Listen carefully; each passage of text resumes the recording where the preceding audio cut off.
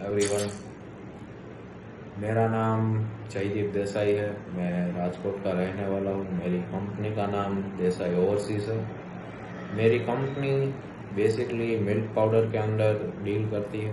Milk powder में भी donkey milk powder हमारी सबसे अच्छी आइटम है। हमारे पास हर तरह का मिल्क पाउडर है, गोट का, गाँव का, बफेलो का, हर तरह का मिल्क पाउडर हम रखते हैं। और वेजिटेबल्स के भी अंदर हमारा काम है।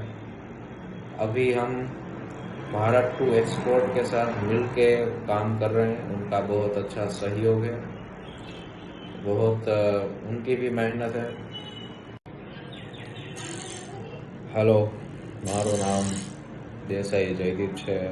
મારી કંપનીનું નામ દેસાઈ ઓવરસીઝ છે। મારી કંપની મિલ્ક પાવડરની અંદર કામ કરે છે।